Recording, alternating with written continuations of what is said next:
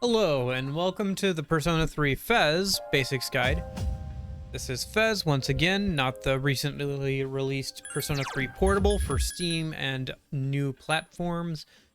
However, most of these things will carry over, as this is just basics of battle and how to enter battle and everything. I'll be limiting spoilers for Tartarus, the main dungeon of the game, by using personas of a low level that you would have access to anyway. I will be using some high-level personas, but just to make a point about a particular mechanic in the game. So welcome to Tartarus. Tartarus is the main dungeon of the game with multiple blocks and floors. About 24 floors per half a block, so it's about 48 floors per block is what it comes out to. So there are no random encounters in this game. All groups of enemies will appear as these shadowy blobs wandering around the halls of Tartarus, which is randomly generated per floor. So the way the game checks to see if the enemy is afraid of you is if your average level is so many levels higher than the average level of the group of enemies. So because both my party members are level 99, even though I have a persona that would be right about the right level for this area, they're still scared of me. The larger a blob of shadows is, the larger the group is. This doesn't mean that small shadows on the overworld are weak. In fact, it usually means that there's only one or two really strong shadows in that group, especially if that shadow is glowing red, as those are mini boss shadows. While I can't confirm this, I do feel like smaller shadows can chase you faster, while larger shadows are a bit slower at that. I can't confirm this, but that is my impression. Over here we've got a golden shadow, so this will be a good chance to explain what these types of shadows are like. So all golden shadows will have one or two golden hands in them. Golden hands are rare shadows that will run away immediately on the overworld if they see you, and in the battle they will take a few turns and then they will attempt to run away. They're resistant against like all types of magic. Your best bet is just to hit them with quick attacks, as their defenses are pretty low. It's just actually hitting them with physical attacks. Most of the time they'll drop nihil weapons, which are used to make the best weapons in the game by combining them with different personas. They'll also sometimes drop treasure coins, which give you large amounts of money, but those are much rarer to get. Let alone actually seeing one, being able to sneak up on one and hitting it in the back to actually, start the battle and then killing it. So they're not a reliable source of money, but it's always nice to get them when you can. What was behind that golden hand was a briefcase that basically acts like a treasure chest in Tartarus. The briefcases can have money or an item. If you see a golden crate looking one, that's a rare chest and it will have rare items in it. Pretty self-explanatory. Let me go out and leave my party members behind a minute, so that way I can show you how your average level is affected by what persona you have equipped. So back here on the first floor, so I'm gonna go ahead and equip Messiah, which is level 97. So because of that, my party's average level is gonna be level 97. And as this is the first floor, all of these enemies are and should run away from me as fast as humanly possible, or shadowly possible, as fast as they can, which they will do so. Now, if I go ahead and equip Angel, who is only level 4, you can see that this enemy is no longer afraid of me and in fact will attempt to chase me. You'll also see that he cannot get past a certain point. All shadows spawn at a certain point, and if you get too far away from them, they can't follow you past like a certain invisible boundary. This can be useful to like just run by a shadow, because it can only chase you for so far, but it'll constantly keep on lock with you. If you do walk far enough away from it and basically despawn it, like the game if you see the little red dot blink out on the mini map, that means the game has like despawned it and it won't respawn until you get back closer to it. And if you do that, the game will not remember that it was still locked onto you, so it'll go back to its normal wandering pattern. It'll have forgotten about you, so that's useful. So let's actually get into a battle now that we've gone over the overworld stuff. To enter a battle, walk up to a shadow, or before it hits you, and when it's running at you, press the south-facing face button on your controller, or whatever you have X mapped to. I'm using a Xbox 360 controller because I'm a heathen, and so it's A for me. But if you're playing on a PlayStation controller, it'll be X for you. Different types of weapons that you can equip as the main character have different attack animations on the overworld, as well as different general overall stats in the actual battle as well. I'll go more into the stats in another video, but basically just know that, you know, bigger, heavier weapons have a longer swing time, so it takes longer to actually swing them. So my personal favorite weapons are the short swords and the one-handed swords and the fists, because they're very easy to use on the overworld and they have pretty good, decent stats in actual battles.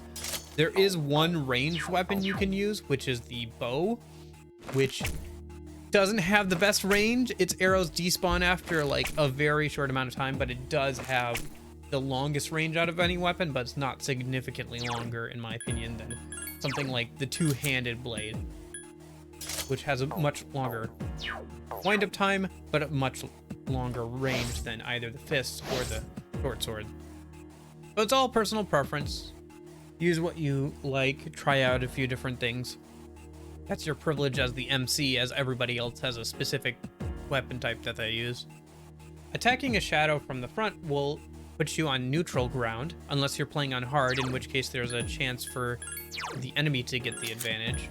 If you attack from behind, you get the advantage, and if the enemy attacks you from behind, they get the advantage.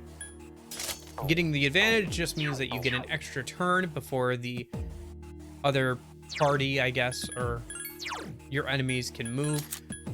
It also guarantees that you are able to run away on the first turn if you would like to do so. So if you get the drop on a group of shadows, you see that it's not worth it, or you decide that you're on way too low health, you can run from the battle, and when you get back to the overworld, that group of shadows will have despawned, meaning that you can get them away from a chest, or get to a stairs, or get back to a teleportation device without having to actually fight the enemy.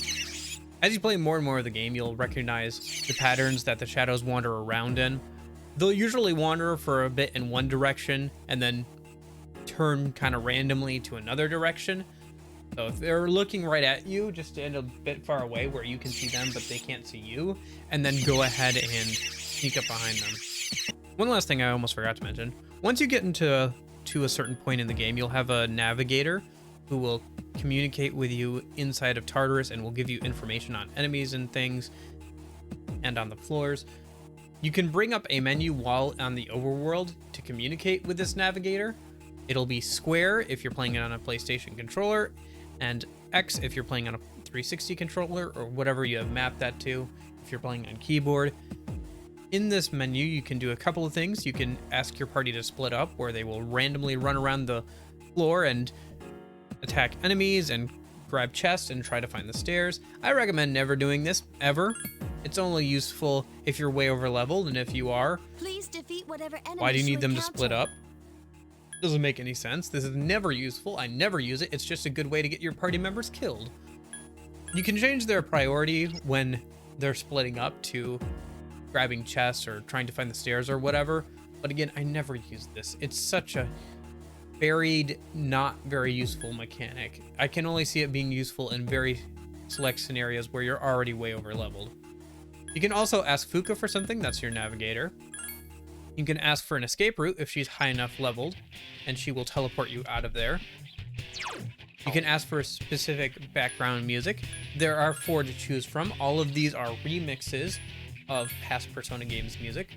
I personally prefer track number 3, the smooth jazz one. That's the only real one I actually use. The others are okay, but they don't really fit wandering around Tartarus, in my opinion. You can also ask her to stop the music if you just want to go back to the normal Tartarus music. As you can see there, my party members have split off from me and are attempting to fight that shadow. They will obviously win because they're way over leveled. They should win anyway, and they did. Cool. But again, I would never recommend doing this, really ever. Alright, we're back here without any party members. I just wanted to get into a battle and show you kind of the different actions you can take in battle. There are 2 of them. Attack! So you have your attack button, which will do a basic attack with your equipped weapon. You can also press Y to have everybody in your party rush and do all their basic attacks against random enemies. There's the escape button, which lets you attempt to flee from battle. This is not guaranteed unless you have an ability or you get the advantage.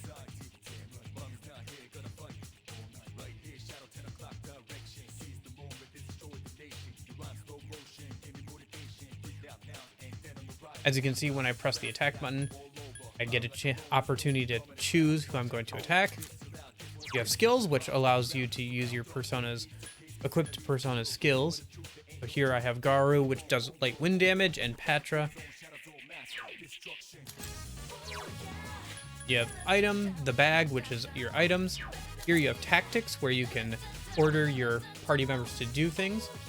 I personally use a cheat code that lets me control my party members directly because it's just a much better way to play the game rather than trying to get the AI to do stuff by telling them to do stuff here. But you can do stuff here. It's not a mod or anything, so it doesn't require any setup. It's just a cheat code you put into your emulator. I use PCSX2, which is the pretty standard emulator for PS2 games. I'll leave a link below to where you can find the cheat code, but I'll probably make a separate video on it later on actually installing it and everything, but it's pretty simple and straightforward to set up and makes the game a lot more bearable to play, in my opinion. And then finally we have Persona, which lets you choose which persona you'd like to equip. You can also check their stats by pressing the square or X button, and you can change to different personas. You can only change your persona once per turn, so keep that in mind when deciding which persona to change to. So even if you make a mistake and choose the wrong persona, you're kind of stuck with it. So, check their status before you do that. By pressing the right bumper or R1, you'll be able to bring up this, which allows you to analyze an enemy. By selecting an enemy, if you have not analyzed it yet, your navigator will attempt to analyze it and give you some information on its weaknesses and resistances. If you have analyzed it, it'll obviously show that, and depending on the level of your navigator, they will have a bit more information, like what attacks they might have, or what level they are, what their max HP and SP are, that kind of thing. As you can see here, this one is weak to ice attacks and wind attacks, and is strong against fire attacks. Pressing L1, or the left bumper, will let you see this layout, which shows you the turn order, so you know who's going up next, so you can decide which enemy to prioritize, maybe if you want to kill one before they can get off and attack that turn, or whatever you need to do. So I'm just going to basically attack these enemies and wrap this up, and then I'll go grab my party members and show some more. There I got a crit. Each weapon has a different crit animation. And because I defeated the enemies with the MC, he got the last hit in, we're guaranteed shuffle time.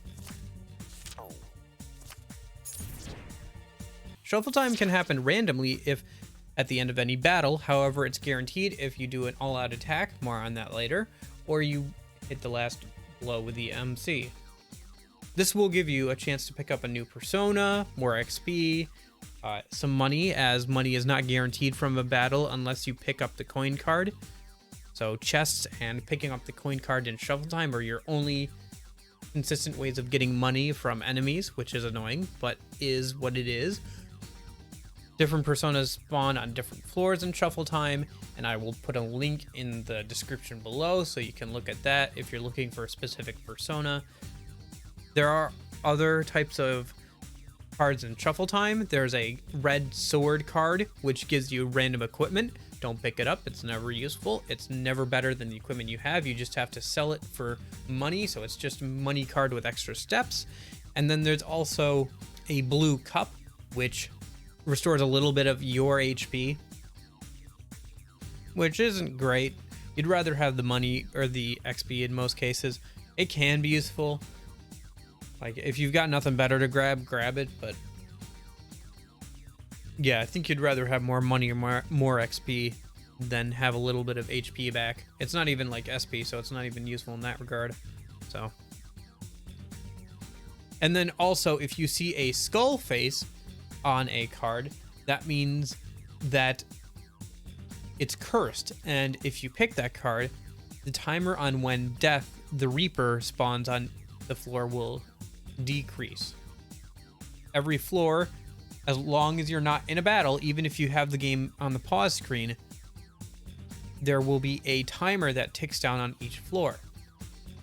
When that timer runs out, a very, very strong enemy will spawn and attempt to kill you.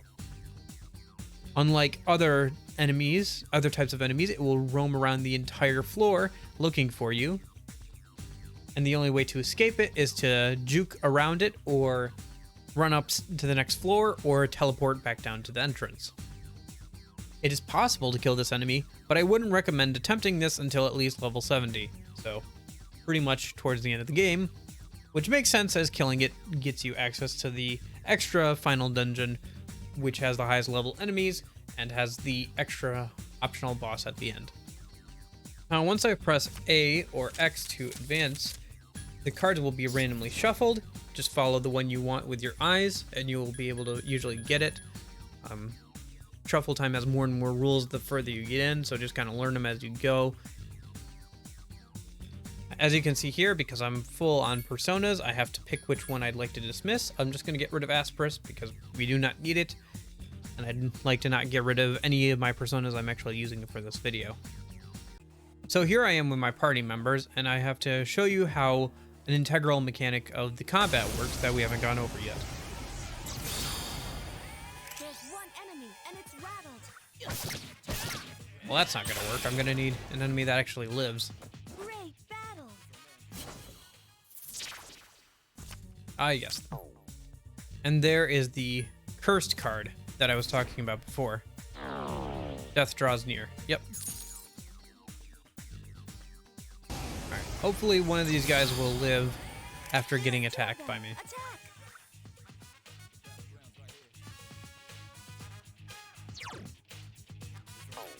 These guys should be weak to Augie skills or fire. So I'll go ahead and switch to Orpheus, which has Augie.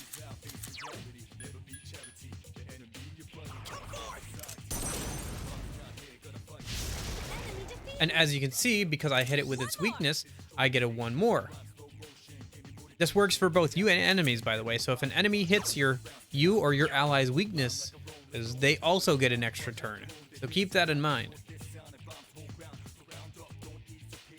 So the 1 more system incentivizes you hitting enemies' weak point, as it not only does more damage to them, knocks them down, and allows you to get an extra turn. This is very powerful, but both ways, as I said, as if you get unlucky, your entire party can get wiped out because they snuck up behind you, or you tried to run past them and failed, and they get an extra turn, and you just go down without being able to do really anything. It's kind of BS, but it is your fault for just trying to run past them or letting them sneak up on you. So don't do that. So as all those enemies were dying to the first hit, I decided to go up a few floors, so we're at like floor 60 or so, just so we could find an enemy that would survive after I've hit it. That's it. The enemy is down.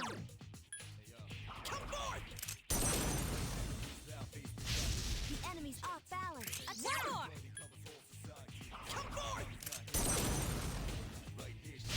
Good choice. The enemy is down. Here's our chance for an all-out attack.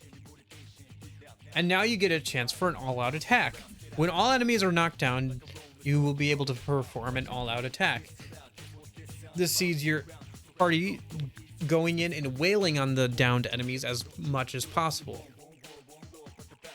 This is an almighty attack, so it's not affected by weaknesses or resistances of any kind. It is generally a pretty good way to go. The other option of relenting means you don't do an all-out attack. You still get the once more, so extra turn, but all of the enemies stay down. This can be useful if you don't want an enemy to be able to do anything on its turn, as when an enemy or a party member is knocked down, they can't do anything and have to spend the turn getting up. And this is the other way to guarantee getting shuffle time. So you can see here, we did an all-out attack and I got shuffle time. And again, here's those sword cards I was talking about before. So this was just a quick, in quotation marks, look at the basic mechanics of battle in Persona 3 Fez. Most of this carries over to Persona 3 Portable, not everything. Some things are different. For example, there you don't have to use a cheat code to be able to control your party members, but you do have to set it in the tactics menu to manually control them, where it's like called direct commands or whatever. Well, hopefully this was useful if you haven't played an RPG before, or you've never played an SMT game with the once more system. And I just really wanted to make this as a basic building block for future videos. Definitely will be analyzing a few of the concepts that came up in this video, more in depth in later videos, such as weapons, party members, skills, personas. But yeah, there's a lot to go into, and I just wanted to make this good basic primer so we're all on the same page going into the next few guides about more of the RPG mechanics of the game. Alrighty, and with that, I hope you all have a great day. If you want to see me playing Persona 3 Portable and see some of the differences, come over streams Saturday, Sunday, 7 a.m. EST to about noon EST. Come say hi or whatever, or ask me whatever question you'd like. And yeah, hope you like the video, and I hope you guys have a great day. And in case I don't see you, if you have a good afternoon, good evening, and good night.